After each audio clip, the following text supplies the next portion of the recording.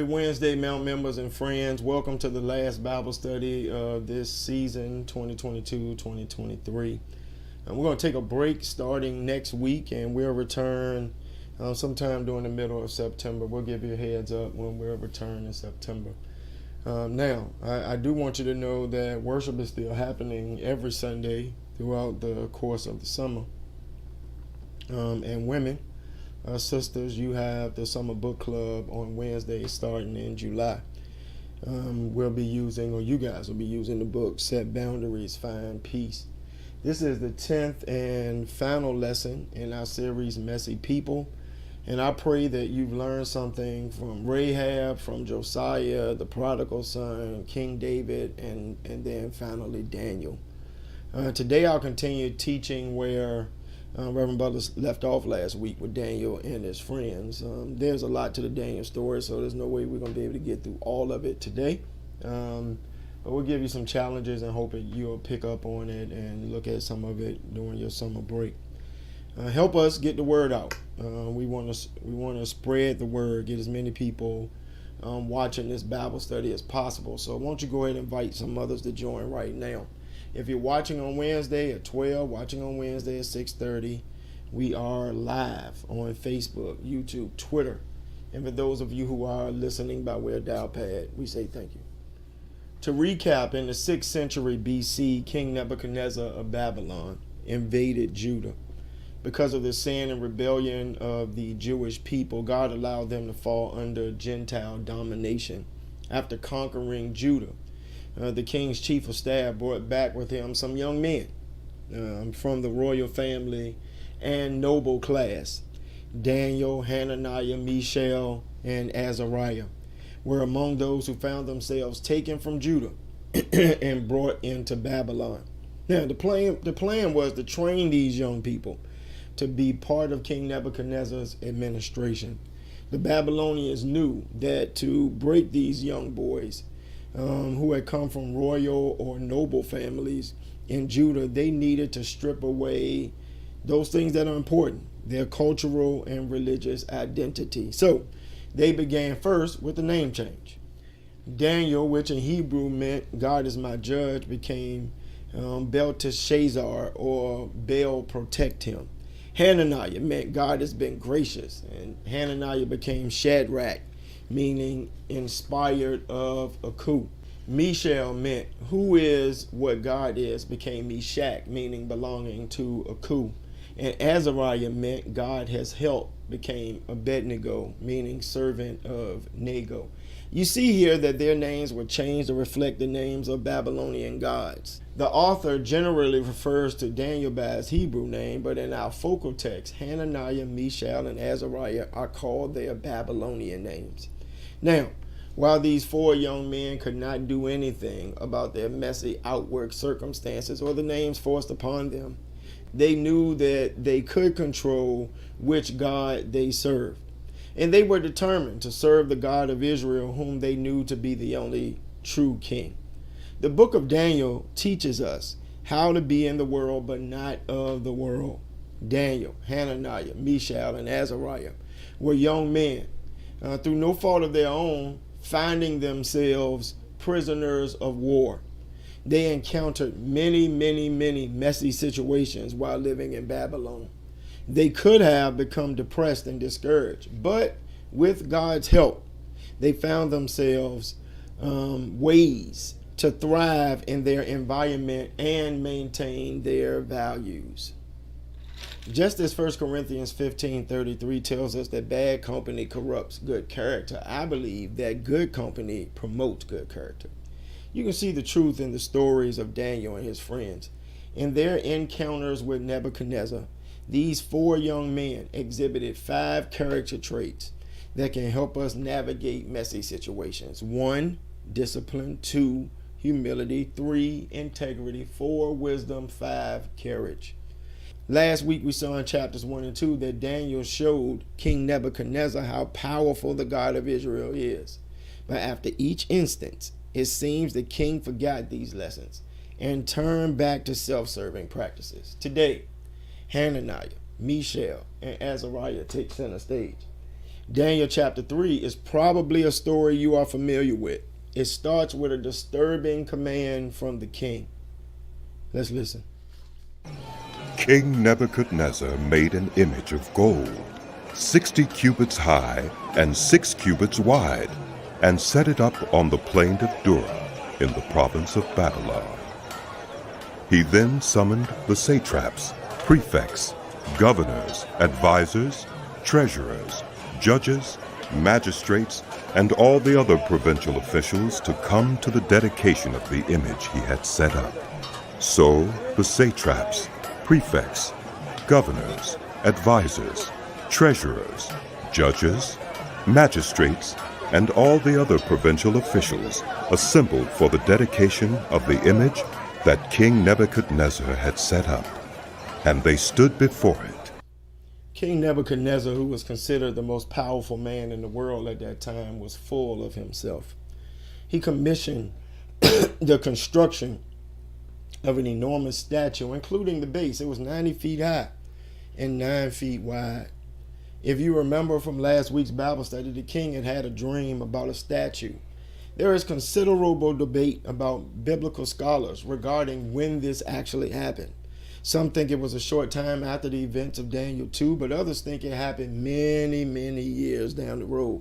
Either way, there's a discernible link between Nebuchadnezzar's dream in chapter 2 and the image that he made in Daniel chapter 3. Now, a lot is going on, so let's look back for a few and make sure we understand the context. In Daniel 2, he described what was in the king's dream like this. The head of the statue was like pure gold. The chest and arms were silver. The belly and hips were bronze. The legs were iron, and the feet were an iron ceramic mixture. Then he interpreted it to mean that each material represented a different kingdom. Theologians believe that the 4 kingdoms of gold, silver, bronze, and iron clay are probably the Neo-Babylonian, Median, Persian, and Greek kingdoms, respectively. So, because Daniel interpreted the dream to mean that the kingdom would be overtaken by an inferior nation, some believe Nebuchadnezzar deliberately made an entire statue of gold, as if to say that the day of his reign and authority would never end, which was in contradiction to God's declared plan. Others suggest, though, that because it was so large, it probably was not made of solid gold, but wood overlaid with gold. Either way, it is like the king was trying to make a point that he would rule forever, and he required loyalty, starting with those who had been appointed to leadership positions in the kingdom. He presented them with a demand for idol worship. In what could have been an attempt to unify his empire, the kingdom decides to, in essence, develop a state religion. Yes, a few verses ago, Nebuchadnezzar declared to Daniel, "Truly your God is the greatest." But now, here he is setting up huge gold statues and calling all of the government officials to attend the dedication of the image. Some commentaries note that calling his cabinet together to bow first could have been an attempt to get the leaders to fall in line so that the people would be more likely to follow without questioning. The king probably felt that everybody who was in leadership, including Hananiah, Mishael, and Azariah, would be loyal because he had given them their positions. But the king did not realize that God had positioned and God had prepared those young men for this particular place, for this particular purpose, to show us how to stand in the face of cultural conflict. So, with all of the officials assembled on the day of the dedication service, they heard a decree. Then the herald loudly proclaimed, "Nations and peoples of every language, this is what you are commanded to do. As soon as you hear the sound of the horn, flute, zither, lyre, harp, pipe, and all kinds of music, you must fall down and worship the image of gold that King Nebuchadnezzar has set up. Whoever does not fall down and worship will immediately be thrown into a blazing furnace." Therefore, as soon as they heard the sound of the horn, flute, zither, lyre, harp, and all kinds of music, all the nations and peoples of every language fell down and worshipped the image of gold that King Nebuchadnezzar had set up. As soon as you hear the royal orchestra begin to play, every official was ordered to fall down and worship the gold statue, declaring their first loyalty to Babylon. If any person refused to carry out the king's command, they would be punished by being thrown into a fiery furnace. It's pretty crazy that in 2023, if you pay attention to news, you will know that there are more than one King Nebuchadnezzar type of leaders around the world today. A head of state who issues decrees or executive orders that lead to people being locked up, deported, and families torn apart. A leader so insecure that he had to build big things made of gold. A head of state who is narcissistic, illogical, and unreasonable. A president who limits his subjects' access to information. A king who exalts one religion and demonizes the other. A politician who demands that you pledge allegiance to them, even if it means that you have to forfeit your faith, your integrity, and your convictions. A leader who punishes people who stand up to him while pardoning people who keep his secrets. King Nebuchadnezzar type leaders still exist, and so do people who do not want to see you survive or thrive. Listen to this next part about some haters. At this time, some astrologers came forward and denounced the Jews. They said to King Nebuchadnezzar, "May the king live forever. Your Majesty has issued a decree that everyone who hears the sound of the horn, flute, zither, lyre, harp, pipe, and all kinds of music must fall down and worship the image of gold, and that whoever does not fall down and worship will be thrown into a blazing furnace. But there are some Jews whom you have set over the affairs of the province of Babylon, Shadrach, Meshach, and Abednego, who pay no attention to you, your Majesty. They neither serve your gods nor worship the image of gold you have set up." So the music starts, and Hananiah, Mishael, and Azariah found themselves in a mess. They had a decision to make. Would they show integrity by honoring God and refusing to obey the order, risking their lives, or would they conform to the standards of Babylonian culture and bow to the golden image? These faithful young Hebrew men had to answer these questions of integrity and conviction. We may not be required to bow before a golden statue, but we must answer similar questions of integrity and conviction today. Because we are spiritual beings living a natural experience, we must continually choose whether to conform to the expectations of society or stand for God's principles. On this day, everybody present bowed except Hananiah, Mishael, and Azariah, because demanding that they bow to anything or anyone other than God was a non-negotiable for those believers. They didn't care that everyone else was doing it. It didn't matter. They were threatened with death if they didn't obey. But Hananiah, Azariah, Mishael knew that God had allowed them to be taken into Babylon and positioned in the king's court for a purpose. The young men had prepared for this day when they defied the king's diet back in chapter 1, so they did not bow. Now, in Daniel chapter 3, Hananiah, Mishael, and Azariah illustrate a protest through civil disobedience, which involved deliberate personal resistance to a government decree that violated God's standards. And they want to teach us today. They want to teach us today that there will come a time when your private faith will require your public protest. And you have the opportunity to let your voice be heard by voting, to whether it's public protest of current candidates or whatever be the case. Just remember, here in Virginia, we vote every year, and 6 days from now is an election day. So June 20th, Tuesday, if you've not voted by then. So remember, we're early voting state, so you can actually go vote today, tomorrow, Friday. I think most localities have Saturday voting too. So you don't have to wait until Tuesday, but if you do want to wait, then wait. But you can go vote on Tuesday. And most of you have somebody to go vote for, because these are primaries.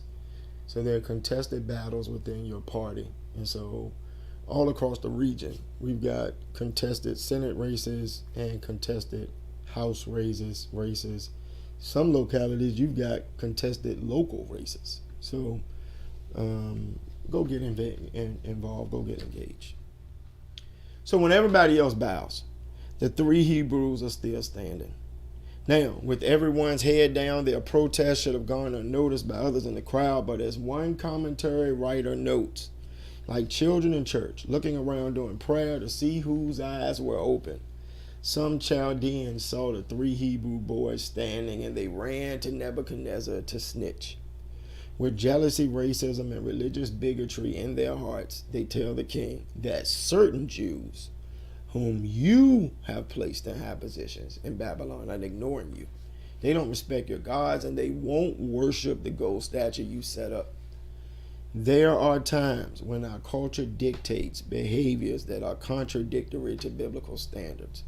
Self-gratification, greed, racism, sexism, ageism, demonization of poverty, and survival of the fittest are commonplace in our culture, but clearly these are in conflict with the godly standards we find in Scripture. And whenever culture conflicts with character, we have the opportunity to live with integrity. Now, these Chaldeans whom had been spared by death because Daniel and the three Hebrew young men had prayed in chapter 1 resent the fact that King Nebuchadnezzar had promoted and showed favor to some immigrants. Perhaps they were upset because the king elevated three Jews over native Babylonian leaders. Y'all, the Bible really does speak to today's issues, because there are still a lot of people who are upset when someone from a minority population is promoted to a position of power in the mainstream. So when he heard the report of disobedience, of course, the king is upset. But did you notice that he did not do what the decree declared, which would have been to immediately throw them in the furnace? Instead, King Nebuchadnezzar offered the young men an opportunity to save themselves. Furious with rage, Nebuchadnezzar summoned Shadrach, Meshach, and Abednego. So these men were brought before the king, and Nebuchadnezzar said to them, "Is it true, Shadrach, Meshach, and Abednego, that you do not serve my gods or worship the image of gold I have set up?" Yes, it is true. Now when you hear the sound of the horn, flute, zither, lyre, harp, pipe, and all kinds of music, if you are ready to fall down and worship the image I made, very good. Not serve that. But if you do not worship it, you will be thrown immediately into a blazing furnace. Then what God will be able to rescue you from my hand? King Nebuchadnezzar offers them another chance to choose, bow or burn. And then he questions the ability of their God, saying, "What God has the power to save you from my hand?" He was already out of pocket with the statue. He had already received a prophecy about how this kingdom would end. But here we are, people with power thinking more highly of themselves than they ought. He probably was not ready for the response of the young men, who until this point had not spoken. Shadrach, Meshach, and Abednego replied to him, King Nebuchadnezzar, we do not need to defend ourselves before you in this matter. If the God we serve is able to deliver us, then he will deliver us from the blazing furnace and from your majesty's hand. But even if he does not, we want you to know, your majesty, that we will not serve your gods or worship the image of gold you have set up. Talk about a living example of Romans 12. These men did not conform to this world. Shadrach, Meshach, and Abednego did not yield their principles, but stood for God even in the face of death. They knew that God had the power to save them from the fire. But even if God didn't, they would not succumb to this earthly king's power and worship the statue. The young man said, "We don't need to defend ourselves before you, and for somebody listening, that might be all you need to hear today. When people try to get you to do something you know God has not called you to do, whether it's at home or work or on social media, you don't need to defend yourself, because God will fight for you. God will come through. But even if God does not, do not lower your standards for anyone who doesn't have a heaven or a hell to send you to." Then Nebuchadnezzar was furious with Shadrach, Meshach, and Abednego, and his attitude toward them changed. He ordered the furnace heated 7 times hotter than usual, and commanded some of the strongest soldiers in his army to tie up Shadrach, Meshach, and Abednego, and throw them into the blazing furnace. So these men, wearing their robes, trousers, turbans, and other clothes, were bound and thrown into the blazing furnace. The king's command was so urgent and the furnace so hot that the flames of the fire killed the soldiers who took up Shadrach, Meshach, and Abednego, and these 3 men, firmly tied, fell into the blazing furnace. The king was furious at their refusal to worship the statue and had the 3 men thrown into the fiery furnace.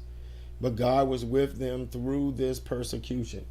The men were bound and thrown into a furnace that had been heated to 7 times its usual heat. In fact, the guards who threw them into the fire were killed as the flames leapt from the furnace onto them. But we see that God spared the 3 Hebrew boys from this torture.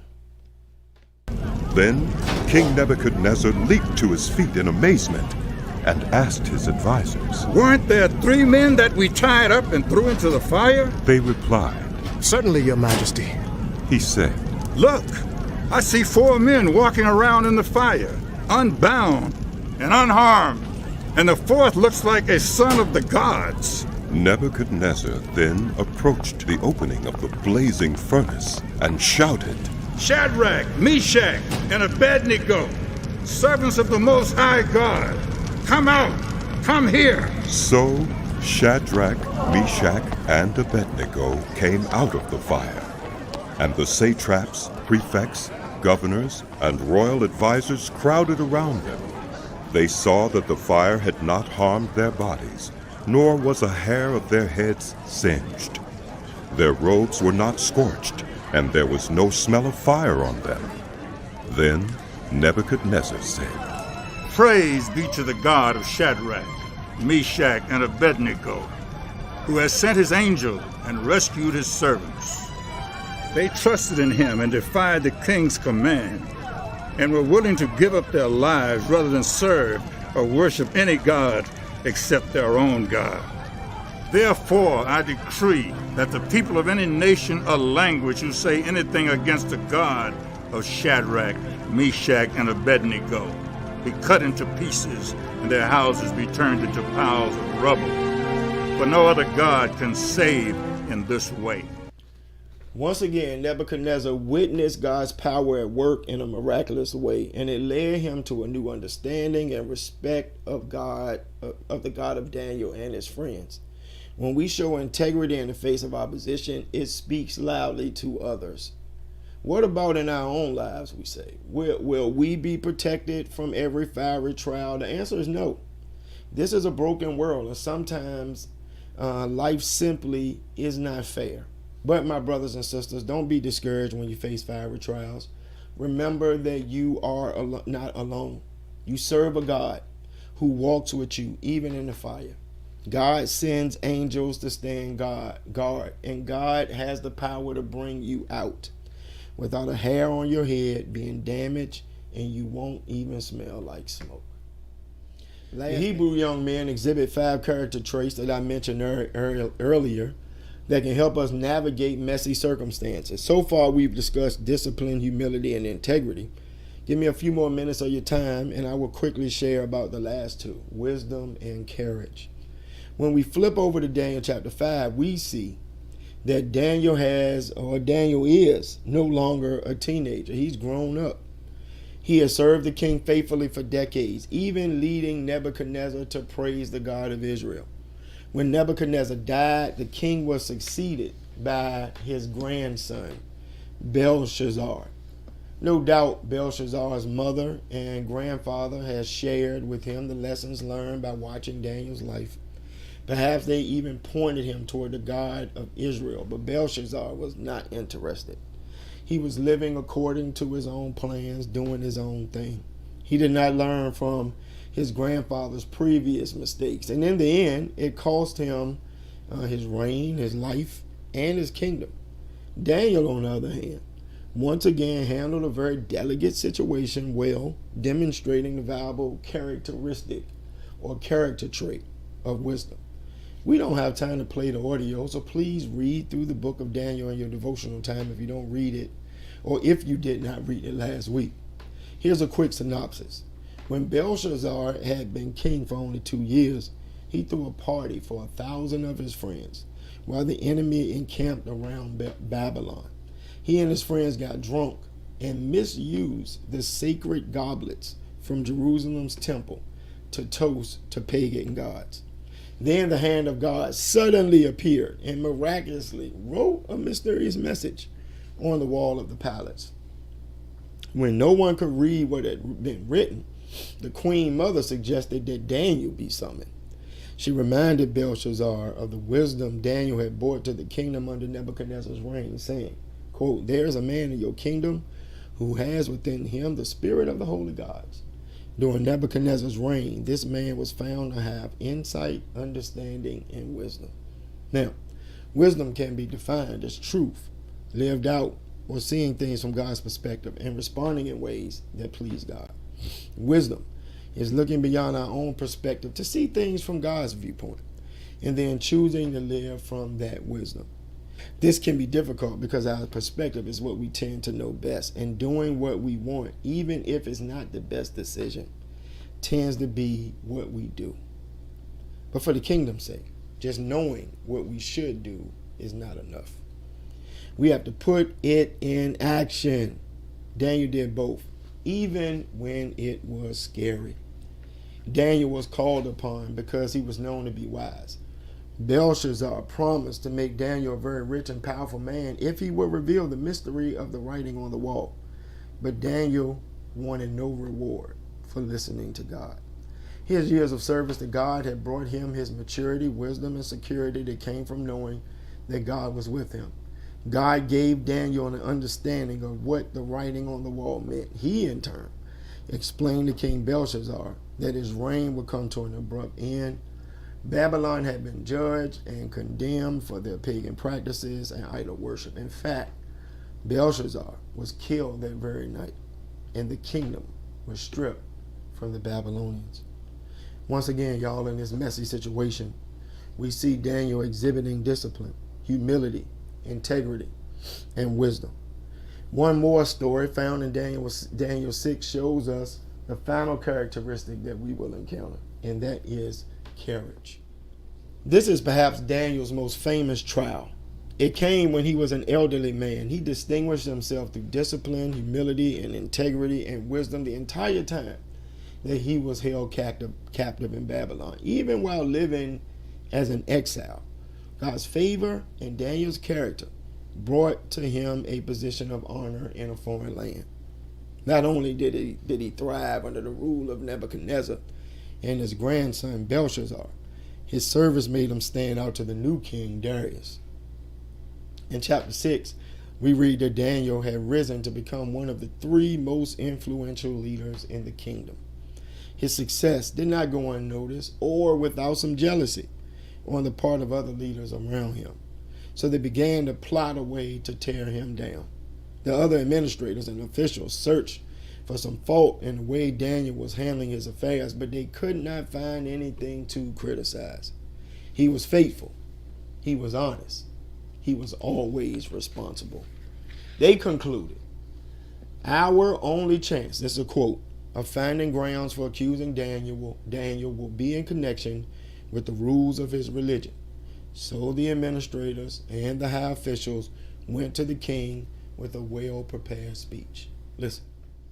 So these administrators and satraps went as a group to the king and said, "May King Darius live forever."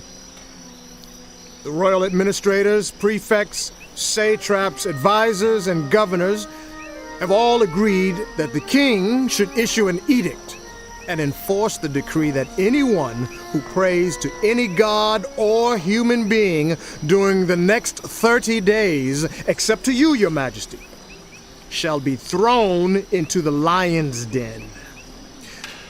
Now, Your Majesty, issue the decree and put it in writing so that it cannot be altered in accordance with the law of the Medes and Persians, which cannot be repealed. So King Darius put the decree in writing. Now when Daniel learned that the decree had been published, he went home to his upstairs room, where the windows opened toward Jerusalem. 3 times a day he got down on his knees and prayed, giving thanks to his God, just as he had done before. Then these men went as a group and found Daniel praying and asking God for help. So they went to the king and spoke to him about his royal decree. Did you not publish a decree that during the next 30 days, anyone who prays to any god or human being except to you, Your Majesty, would be thrown into the lion's den? The king answered, The decree stands in accordance with the law of the Medes and Persians, which cannot be repealed. King Darius signed the law, which pretty much was written specifically to set Daniel up, because they knew he would not stop praying to his God. But rather than react in fear, he went home and followed his usual routine. Daniel knelt down as usual in his upstairs room with his windows open toward Jerusalem. This is an important note. Even though the penalty of praying to anyone other than the king was death in a pit of lions, Daniel did not waver in this practice in or of honoring God. In fact, he did not even attempt to hide his prayers, choosing to pray in his upstairs room with his windows wide open. Daniel courageously and faithfully maintained his values. He prayed loud enough so folk can hear him and see him. Has there been a time when you found it difficult to boldly practice your faith in the face of trials, challenges, persecutions for your beliefs or practices as a Christian? I like to think I too would have been faithful and continued as usual to pray, but I'm not sure. If I was honest, I may have prayed with the windows closed. I don't even know if I would have prayed, to be honest. I don't think I would have stopped praying, but I would have made my prayers less publicly noticed. This being fed to a pit of lions was the consequence. Now, it can be difficult to boldly practice our faith in the face of trials and challenges and persecution. When Daniel refused to stop praying, that's significant.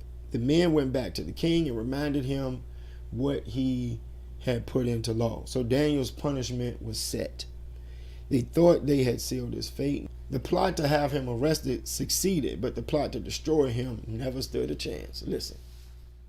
So the king gave the order, and they brought Daniel and threw him into the lion's den. The king said to Daniel, May your God, whom you serve continually, rescue you. A stone was brought and placed over the mouth of the den, and the king sealed it with his own signet ring and with the rings of his nobles, so that Daniel's situation might not be changed.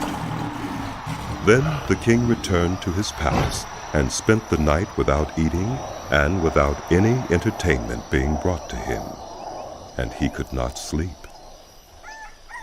At the first light of dawn, the king got up and hurried to the lion's den.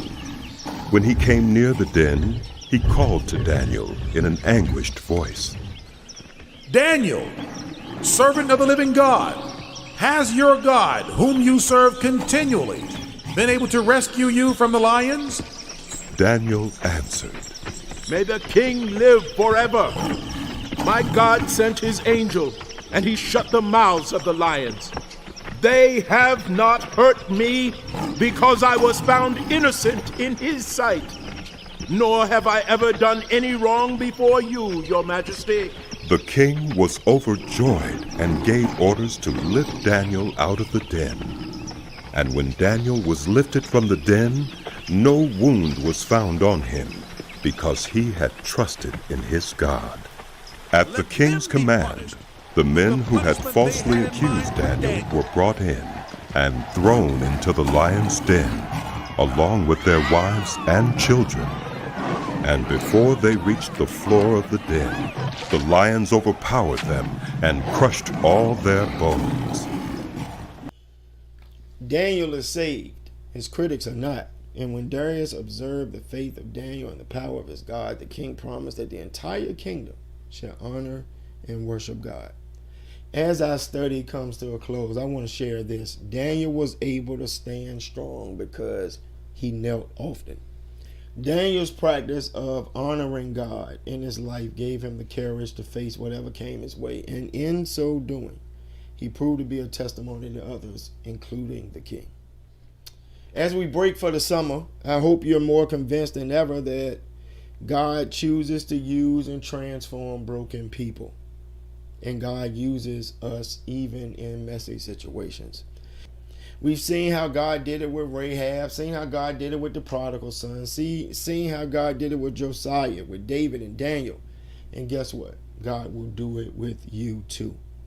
If you will give God your mess, God can turn it into a masterpiece. Now, for those of you who are coming over to After Bible Study chat, start thinking of your answer to this question. This is our last one, so I want you to participate. Of the imperfect biblical heroes we discussed, which one most resonated with you and why? Which one most resonated with you and why? All right, join us. If you're watching on Wednesday, 12 o'clock, 6:30, come on over. By this time, you should know the number. 804-203-9011, 804-203-9011, meetings.dialpad.com/SMZBC.